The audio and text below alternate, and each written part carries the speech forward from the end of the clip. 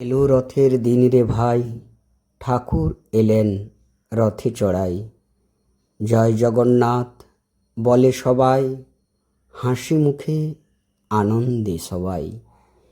ছাতা চাকা ফুলে সাজে, রথের রশি টানে সবার মাঝে। আমরা মিলে বানালাম রথ, ভক্তি দিয়ে হলো শুভপথ। জয় জগন্নাথ, জয় জগন্নাথ, প্রণাম লহ প্রভু জগন্নাথ। রথ মানে জগন্নাথ দেবের গাড়ি।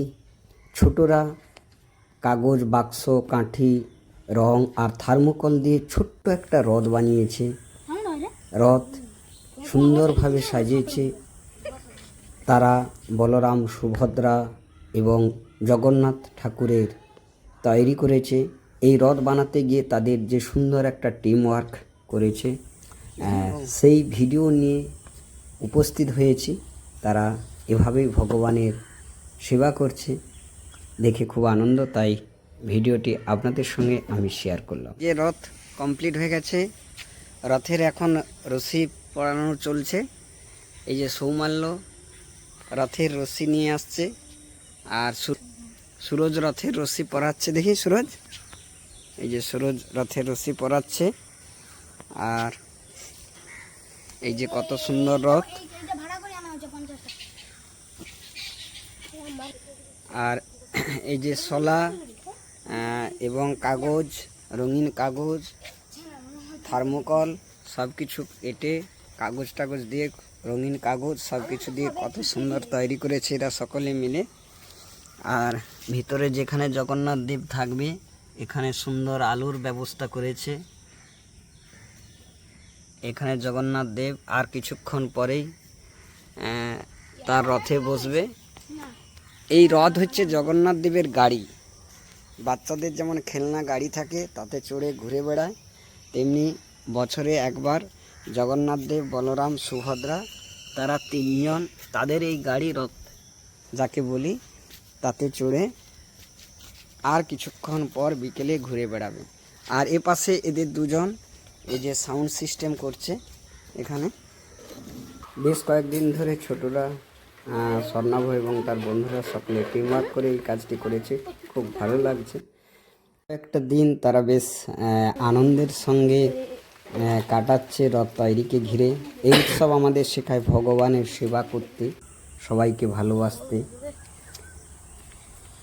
এই রথযাত্রাতেই শিশুরা যে রথ তৈরি করে, সেই রঙিন রথ টেনে তারা গান গায়, সকলকে মিষ্টি প্রসাদ বিতরণ করে। আমরা সকলে মিলেই অবশ্য রথের রশি টানি, মনে হয় যেন ভগবান আমাদের বাড়ি আসছেন। তবে রথযাত্রা হলো ভগবানের প্রতি ভক্তি, আর কদিন পরে ভক্তির প্রকাশ। লাখো ভক্ত ভগবান জগন্নাথের রথ টানেন, যা তাদের সেবা ও প্রেমের নিবেদনের একটি প্রতীক।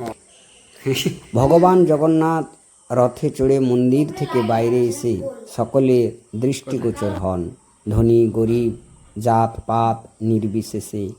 এই উৎসব যেন সর্বজনীনতার প্রতীক। সকলে বিশ্বাস করেন যে রথ টানলে বা রথযাত্রায় অংশ নিলে পূর্বজন্মের পাপ নাশ হয় এবং আত্মার মুক্তি লাভ হয়। রথযাত্রা হলো